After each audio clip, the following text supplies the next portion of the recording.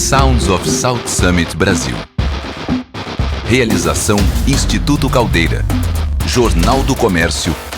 Radioativa Produtora. Helder Rapace, diretor de novos negócios da Gerdau Next. Prazer te receber aqui, muito obrigada pela visita. Prazer é meu. Eu vou começar te perguntando o que é a Gerdau Next, o que envolve, qual é esse ecossistema que envolve esse projeto, essa iniciativa. Muito bem. Todos os caminhos da Gerdau a gente sempre trabalha movidos por uma estratégia, né? Então, no ano de 2019, quando a gente olhou os próximos 10 anos naquilo que seria o 2020 ao 2030, a Gerdau entendeu que ela precisava diversificar o portfólio, ir além do aço. Nós seguimos alguns caminhos, algumas tentativas que a gente fez, mas o melhor modelo que a gente encontrou foi criando uma business division chamada Gerdau Next, para concentrar todos os investimentos que seriam feitos além do aço. Então, quando eu tenho um investimento característico na indústria do aço, isso é feito pelo Core, não é feito pela Gerdau Next.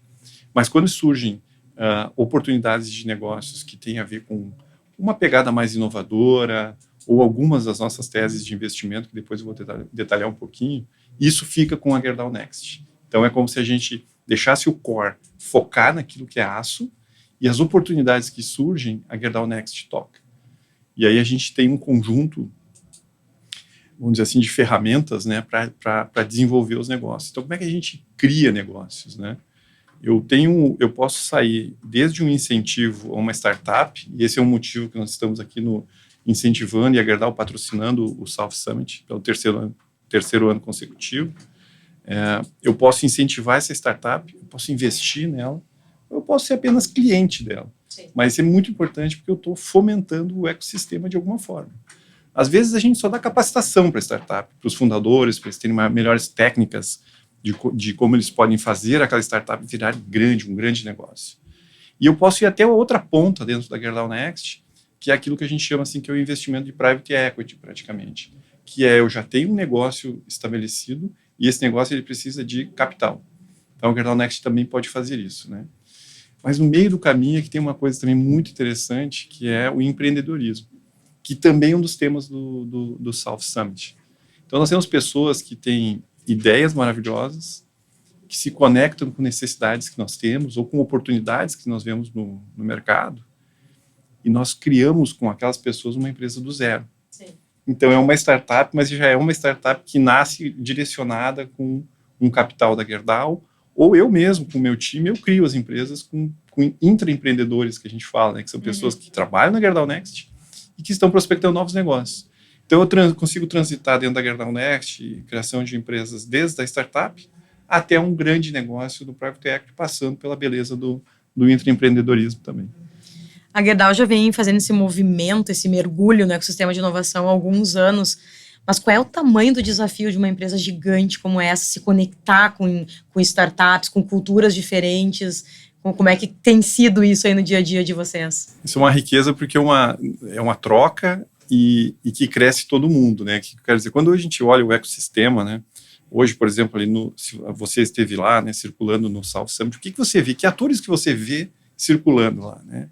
Você vê aquelas pessoas que têm as ideias, que são os inovadores, aquelas pessoas que tiveram as ideias e que quiseram empreender, elas abriram a empresinha delas e estão lá tentando vender o negócio delas.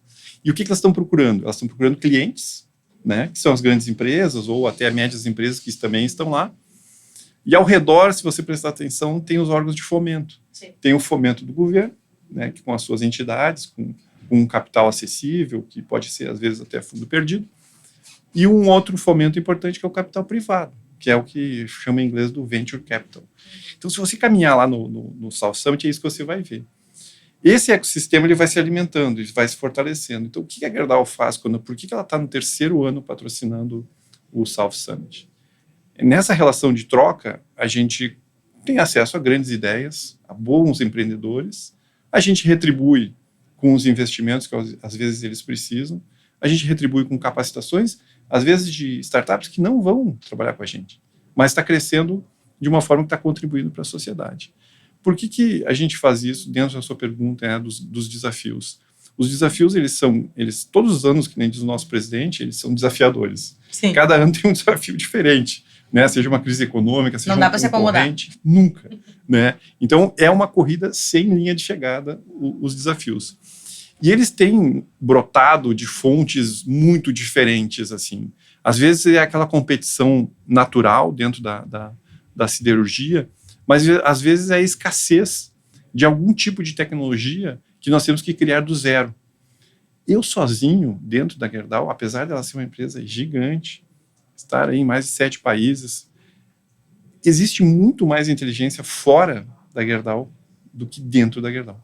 Essa é a lógica daquele termo que a gente chama da inovação aberta, ou do Open Innovation, de você procurar pessoas inteligentes que estão no mundo para ajudar a resolver os seus problemas. Assim.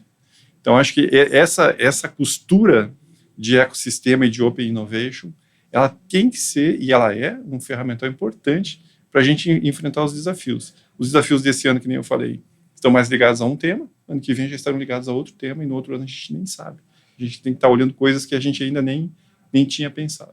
E essa questão, né, dessa conexão, né, das startups com uma empresa como a Gerdau, e a gente pensando assim, que a Gerdau é uma empresa que tem uma governança muito grande e muito respeitada, inclusive, no mercado. Como fazer com que a cultura, né, que já está ali enraizada, que já faz parte de uma operação que é enorme, a cultura da grande empresa não sufoque a pequena que tá chegando ali. Muito interessante. Primeiro ponto sempre é o patrocínio do top management, né? Do presidente, das pessoas que trabalham como presidente da companhia. Sem isso, é muito difícil você conseguir fazer as coisas acontecerem. Então, esse patrocínio, ele é fundamental. Depois, é muito interessante a pergunta, porque quando você entra nessa jornada, você vai descobrindo as coisas, né? Então, por exemplo, assim, quem é de grande empresa vai entender o que eu estou falando, né? Aquele pessoal do jurídico da companhia, aquele pessoal de suprimentos, aquele pessoal do compliance, sempre os processos eles estão trabalhando e tem os anticorpos deles para proteger a empresa. Sim. Enfim, uma startup, ela não tem lá sua documentação, às vezes, perfeita para passar por todos os trâmites de suprimentos. Você quer fazer um negócio com a startup e que o contrato não está muito como o jurídico gostaria. Então, existe uma caminhada que você tem que ir construindo e ir aperfeiçoando seus modelos e adaptando, né, que é a sua pergunta. Né? Então, se eu pegar o meu modelo de contratação de empresas que eu tenho hoje em suprimentos e quiser aplicar para uma startup, não vai funcionar. Não vai funcionar. E o jurídico tem que se adaptar. Então, a empresa ela começa a se moldar para poder trabalhar com esse ecossistema. Então, a gente tem inúmeras histórias de ideias e startups que passaram por nós para resolver alguns problemas e a gente teve que ajudá-los nas coisas mais básicas que você pode imaginar. Mas, por outro lado, nós também, nesse processo, a gente também se preparou para conseguir trabalhar com esse ecossistema. Se torna mais flexível, né? A operação toda acaba... Nunca abrimos mão de compliance desse tipo, mas a gente consegue encontrar um meio legal de fazer as coisas e o que acontece no começo é que é demorado, né? A startup ela tem aquela velocidade, aquela energia, aquela pressa de fazer as coisas e às vezes eles se frustram um pouco pela demora de algum cadastro ou não passou em algum ponto. Mas quando eu olho essa jornada que a gente começou, a Gerdau Next ela tem ali praticamente 4 anos, mas a Gerdau começou a jornada de inovação em 2014, quando a gente começou já a fazer essa virada. Se eu olho os últimos 10 anos, o que nós éramos e o que nós somos hoje, é uma velocidade muito maior. Então, é uma adaptação constante que a gente tem que fazer nos processos, sem abrir mão de nada que tenha a ver com as questões legais ou de compliance. E agora a gente estava ali um pouquinho antes de começar o nosso bate-papo aqui, né, falando sobre a questão do quanto as novas tecnologias também podem ser e estão sendo inseridas dentro do processo de produção da Gerdau. E tu comentaste da questão da inteligência artificial, fiquei muito curiosa para saber como que está acontecendo isso. A Gerdau ela tem... desde 2016, né, que ela fez um trabalho muito grande para se transformar digitalmente, né? Então, quando o Gustavo, nosso presidente, fala do aço digital, é essa jornada da digitalização. E os nossos equipamentos, eles são gigantescos, né? Então, quando você ouve na mídia que a Gerdau está colocando uma rede de 5G dentro de uma usina de Ouro Branco, as pessoas ficam pensando, poxa, mas 5G... E pensa uma fábrica que talvez do tamanho aqui do Instituto Caldeira. Não, uma fábrica como Ouro Branco é uma cidade. Sim. É uma cidade. Circulam lá 16 mil pessoas, né? centenas de metros quadrados construídos e mais área, etc. Eu tenho uma área de abrangência que é uma cidade no interior, praticamente.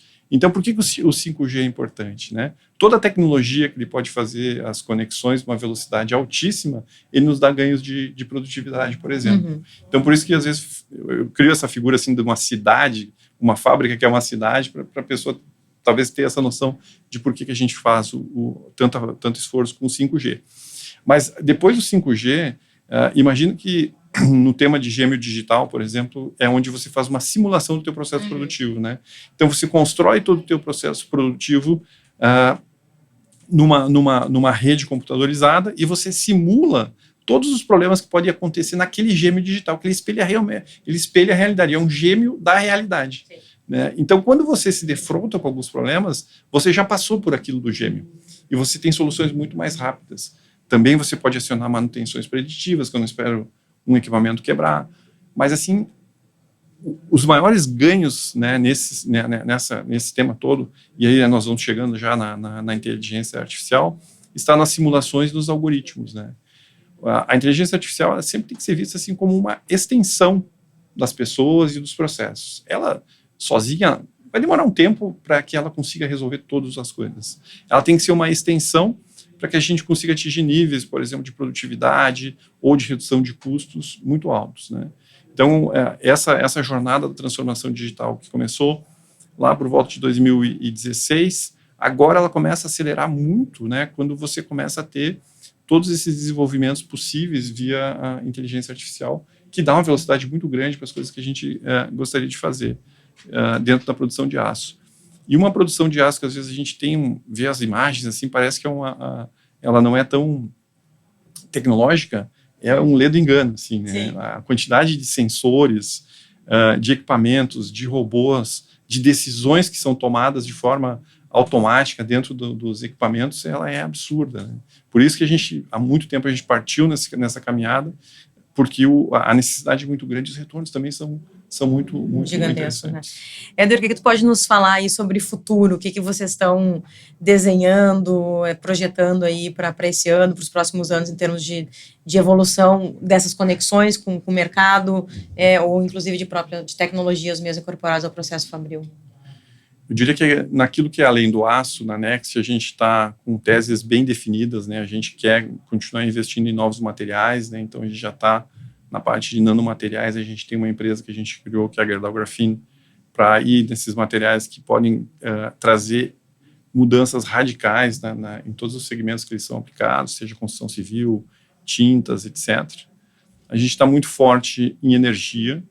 Então, toda essa discussão que tem em termos de desenvolvimento do Brasil, ela passa pela geração de energia limpa, e a gente tem investimentos em energia solar e mais adiante em eólica. Tá? A gente tem também no segmento de Construtec modelos de construção ágeis e que demandam menos consumo de recursos naturais, como água, por exemplo. Então, dentro de uma construção industrializada, com um bom projeto, você consegue consumir 4 vezes menos água, por exemplo, e entregar uma obra 3 vezes mais rápido que uma construção tradicional de alvenaria que a gente tem. Então, a gente tem um caminho na construção metálica também.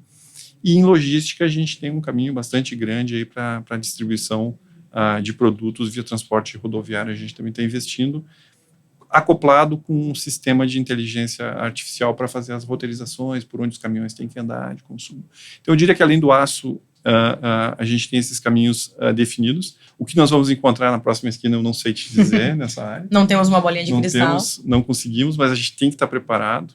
E no processo fabril do aço, como o aço, na ponta, ele acaba sendo uma commodity, ele depende muito do preço internacional. O caminho que a gente tem, ele passa muito por um trabalho de redução de custos e ganho de produtividade. Nós vamos aplicar a tecnologia largamente para fazer isso, até o aço chegar na ponta do cliente. E depois o que a gente quer fazer nesse processo todo é dar um passo a mais e ver o que os nossos clientes estão demandando que nós ainda não conseguimos atender. Né? E aí esse passo a gente pode fazer em conjunto, pode fazer sozinho, isso a gente está avaliando. Mas eu diria que a chave desse futuro está associada a uma tecnologia que nos dê mais competitividade sempre. Na relação com as startups, tem algum volume de investimento que vocês estão projetando para esse ano de aportes, enfim, que tu possa revelar para a gente? A gente, uma característica nossa, a gente quando faz os cheques, a gente já procura ter negócios de startups que já estão com uma história de vida um pouquinho mais adiantada. Sim. A gente não faz Early investimento. Exatamente. A gente não costuma fazer, já fizemos, tá? Mas nós não costumamos fazer. Então, o que a gente sempre fala, assim, a gente tem sempre cheques ali na casa de 1 milhão a 5 milhões de dólares que a gente faz nessas rodadas e depois a gente pode ir aumentando. O nosso fundo, que é essa parte de ventures que a gente pode colocar nas startups, ele foi bem ambicioso. A gente colocou lá 80 milhões de dólares para utilizar. E a gente tem feito desembolsos, a gente já desembolsou aí mais de 30 milhões de dólares nesses 3 anos, fazendo investimentos.